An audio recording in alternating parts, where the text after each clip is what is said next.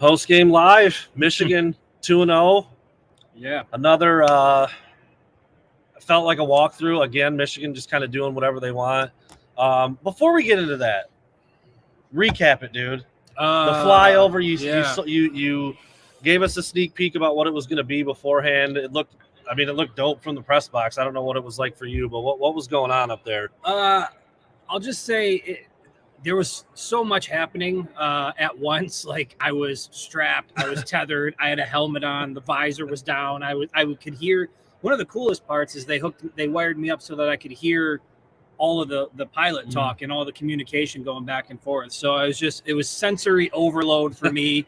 I don't think until I go back and look at all the footage that I was able to capture that'll kind of hit. But again, kudos to the Michigan Army National Guard. Shout out to Jared Johnson for, just continuously keeping us involved in some of the things that they do. And really, I know I've said this a number of times, but providing experiences that are, once in a lifetime experiences with this group that just continue to happen. So very, very grateful for what they do. Very grateful to be involved. And I'm going to go home, tonight I'll start chopping up the video and I'll put together the little production and hopefully it's something you guys can enjoy. Apparently slightly windier in the Black Hawk. Windy, very windy. I mean, when you're hanging out the side of a Black Hawk and the blades are right above you and the wind is coming at you, it's not, just I've never done it before. Yeah. So, you kind of learn and you do what you can do. But, yeah, man, I mean, how many people get to do that with the Michigan Army National Guard and the Black Hawk over Michigan State? Crazy, that was pretty incredible. So, again, very, very grateful to the Guard and, hope to keep working with them in the future because it's going pretty well. Yeah, that was pretty sick, dude. It looked cool. Like I said, that you guys actually, the 3 helicopters flew closer to the press box side. So, I mean, it was like. Well, you see, right that screwed me up a little bit. I almost pushed the button and was going to ask the whole convoy to move over because I was on that side, so it was real tight. So I even had to be out further. There you go. But that's those are good problems to have. Yeah. All right. So once Chris flew over, the game got going. As I said, Michigan kind of.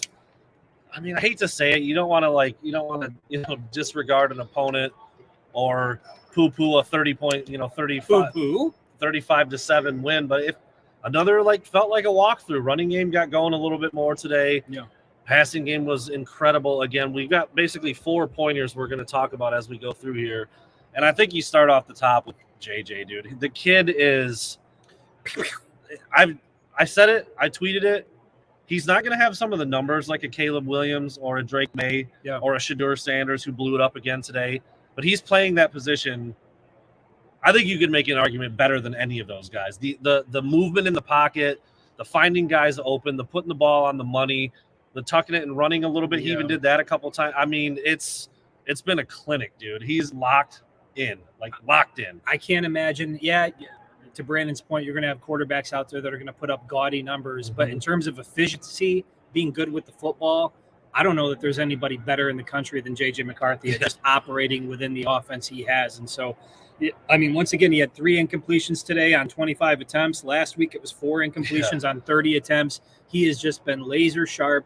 We know that the competition is going to get better. We know the secondaries he faces are going to get better. The pressure up front is going to get better. All those things are going to increase. But at the end of the day, the things that he's doing well are noticeably different from where he was at last year, just the way he reads and sees the field. And then, of course, incredible throws. I mean, you can't really say enough about the way he's performed for the first 2 weeks. I've said it again. There's more and more evidence of it each week. I mean, again, 2 games in, not great opponents, but it looks like he's playing against slow motion. Yeah. It's like moving up. He's barely getting touched. I mean, he's moving through the pocket, step up, throw. He's got that great awareness of where the line of scrimmage is. He did another example of that today. I mean, dude, it's been like I said, it's almost like he's going against air. Yeah. And again, not to take a shot at the defense, but he's making it look like really, really easy. And your boy again, dude, Roman Wilson, everybody loves him, but you seem to be higher on him maybe than others or than most. Yeah. Again, dude, another huge day for him. 2 more touchdowns. One that was a short little crosser, and he turned that speed on and down the sidelines. He went for a 47-yarder. He's on fire too. Let's put this in perspective. He's already pretty much half the way of finishing in the top 10 Michigan receivers all time as far as touchdown receptions in a single season. I mean, he's already halfway there after 2 games. And so, Brandon and I have talked about this a little bit. He had an incredible first game. What's game 2 going to look like? Well, we saw what game 2 looked like. He did more of the same. And, it's not that the running game wasn't great today, because I think Blake Corum had a solid game, 80 yards, 3 touchdowns. Yep. So, solid performance from him. But the fact that I don't think they were blowing smoke when they said that they were really going to try to incorporate more of the passing attack this year. You could certainly see it early on. I like seeing Donovan Edwards out in the slot. I mean, I like what they are doing with the passing game. And I think as the season goes on, one of the things that we thought would hold Michigan back last year, the further along they got, particularly in the playoffs, they seem to be putting an emphasis on it. I still think that, for Donovan Edwards, I don't have the exact numbers in front of me. So I'm pulling up right now. 6 carries for 9 yards. 6 carries for 9 yards. I will say, I'm concerned about that. Yeah. He only had 30-something yards last week. Not a good performance today. This tandem, we spent considerable amount of time, not just us, but I mean, from a national perspective, looking at these 2 running backs as elite. And not to say that they're not, but Donovan Edwards, he's got a. Well, as you can see, we're in Chrysler Center. We're in the Chrysler Center. We'll scoot up here just a tad now that we're about glowing in the dark here. Now we're telling ghost stories.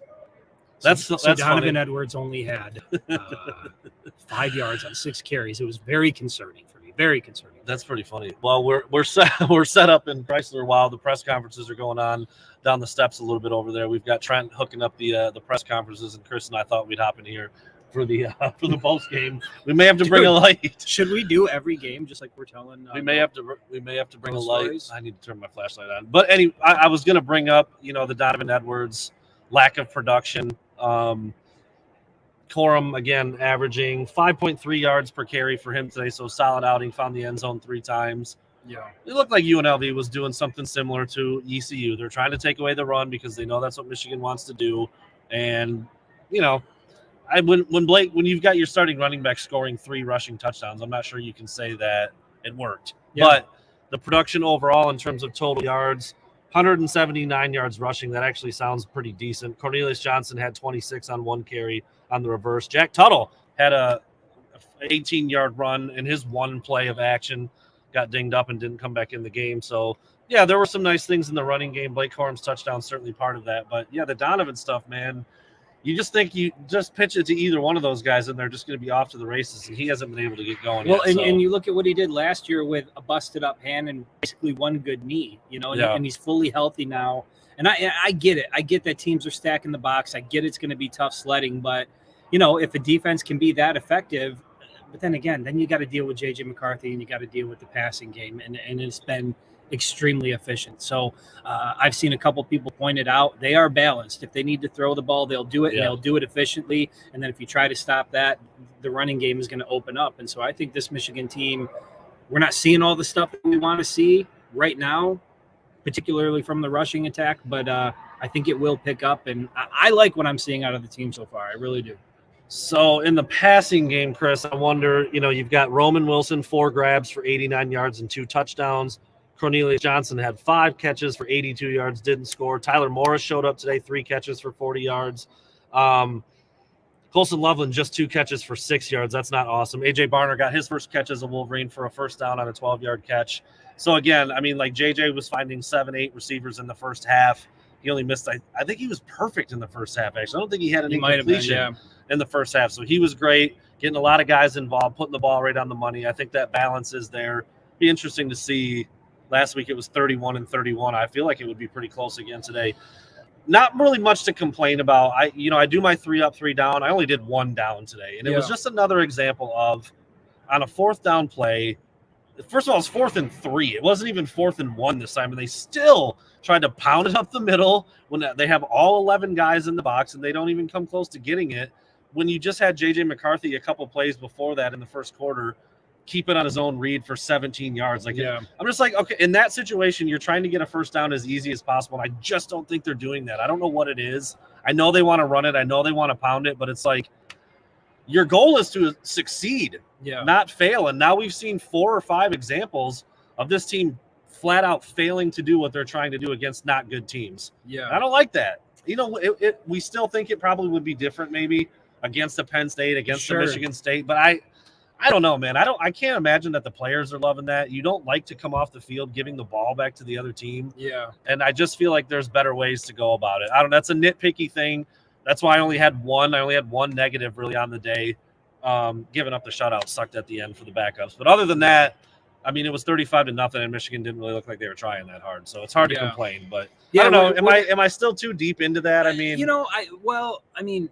look, I think what you said is true, that if it was against Penn State or even a Michigan State or an Ohio State, you're probably going to see them do something a little bit differently. But I think right now they're trying to work out whatever kinks are there, and they're trying to force the issue, and they're trying to impose their will, which is what they did a lot last year. They were the ones controlling how the game was going, and that offensive line and the rushing attack was demoralizing to a defense. And I really think they're trying to get back to that. And so, look, I'd rather have them try and fail against UNLV than try and fail, on fourth down against Ohio State. So if they're trying to work out the kinks, I'm all for it. I do think it will get better, and we'll see a little more creativity in those situations when the Wolverines are against some solid opponents. Colston Loveland on a jet sweep push pass. I'm just like, wow, that's not. I love the kid. He's one of the best tight ends in the country. I think that's not his game. Yeah. And someone's like, someone said on Twitter, because I tweeted about that. I'm like, I love him.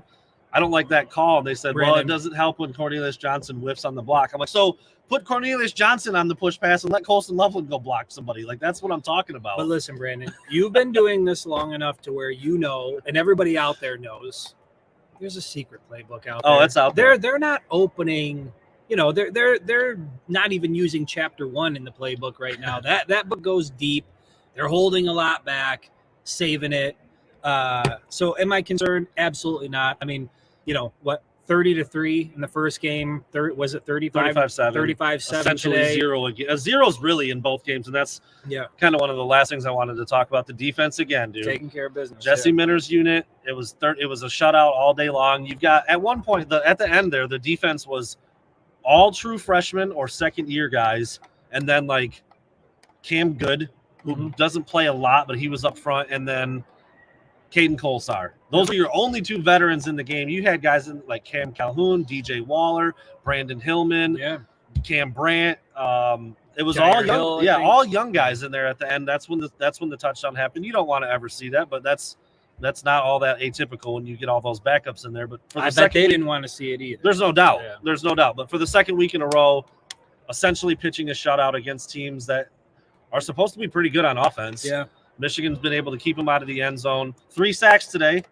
Nice. 2 sacks. So we were right. We hit right on the number. Yep. Jalen Harrell got back there a couple times. I think maybe they gave him 1.5 sacks. And then I can't remember who got the other one. I have to look that up. But so 3 total sacks.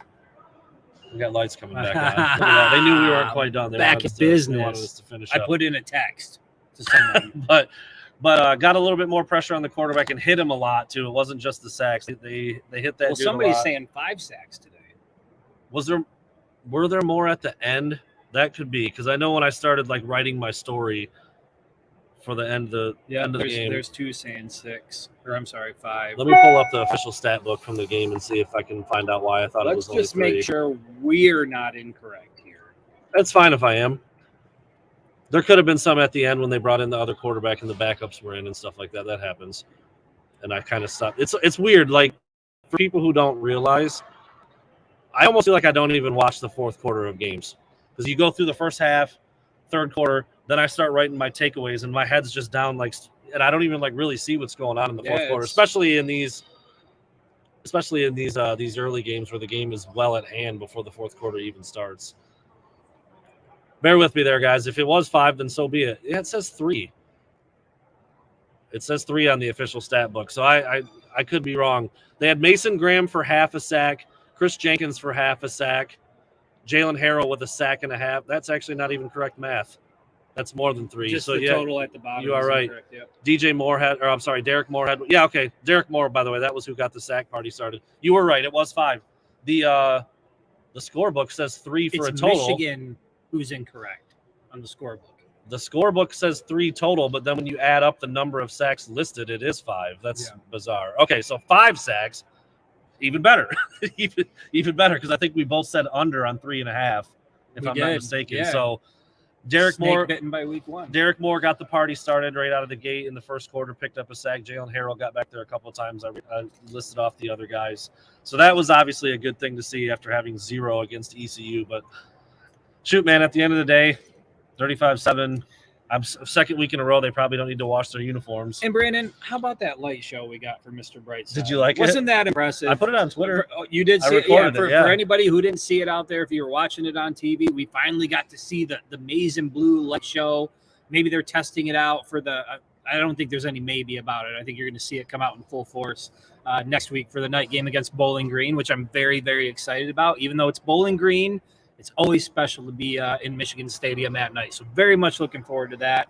But yeah, man, a solid first 2 weeks to the season, 2-0, and it just kind of feels like it's felt the last 2 years. Like, you know, you move on week to week, you continue to beat the people you should beat, and then things start to get a little bit dicey as the season goes on, and you've got to make that trip to Happy Valley. That's one that we've all got our eyes on. So. Again, during, like Chris said, probably a dry run basically here. You ain't gonna be able to see that. They're not gonna be able to see that shit. But it did look cool. I mean, you could definitely see the maize and the blue lights flickering back and forth, patterns going back to white. So that'll be cool for the night game, and we'll see how that looks. Last thing, Chris. I don't want to call it a complaint, but we see other people bringing it up in the comments here. What is it? 4 quarterbacks played today. No Alex Orji. What's going on with 10? Haven't seen him in the kick return, punt return. He's the best player on the planet, according to Jim Harbaugh. Listen, I was going to say. This isn't us saying when this. When you start propping a guy up, who I'm already a big fan of, by the way, Alex Orji, when you start propping a guy up and talking about how dangerous he could be in the return game and what he brings to the quarterback position, I'm sorry to not see him through the first 2 weeks. Kind of frustrated by that. Now, there could be a specific reason for it that we're not aware of. So there could be something there. But everything I've heard, to not see him at all the first 2 weeks is puzzling, to say the least. So at some point, we got to get number 10 on the field. Yeah. If he's the type of athlete everybody continues to say he is, mainly Jim Harbaugh. He said he could be the best kick returner in Michigan football history. We haven't even seen him on the field. I'm pretty sure he said in the history of the sport. Because people like Devin Hester would like a word, and pretty funny. Yeah, I don't know. It's strange, especially when you do trot 4 quarterbacks out there today, and we knew we were going to see Jack Tuttle. He has a nice run on his own read, and he gets hurt, unfortunately, so he goes out. Yeah. Then you come back in with Davis Warren for a series, I think, and then it's Jaden Denegal for a couple plays in a couple series, and then you go back to Davis Warren. He throws a pick. It's weird. It's weird that they did the hashtag free Harbaugh, free orgy, hashtag free orgy. That's what we need. Well, yes. Free orgy. That's what we all need, isn't it? That's what we all need. All right, that's enough. 18 minutes of a couple of dinks here in a post game. We were light, we were dark. I found one example of being pasty white where it was a pro. I was able to shine through the darkness a little bit. You kind of disappeared into the background a little bit. I did disappear. The beard, the tan, the black hat, gone. And I've seen some people ask in the comments, no, I did not put up any content from the flyover. I'm going to be spending a few days working on that. So we'll get that put up and posted as soon as we can. But, yeah, man, another solid game, another solid day. Very much looking forward to next week. And Night game. Lights on. It's going to be a late one. You think about what time it's going to be when we're doing this next week. It'll be like 11 o'clock. So, but we'll see you guys on Monday night. Monday night at 7 o'clock. Back to our regular podcast schedule. So there you have it. 2-0.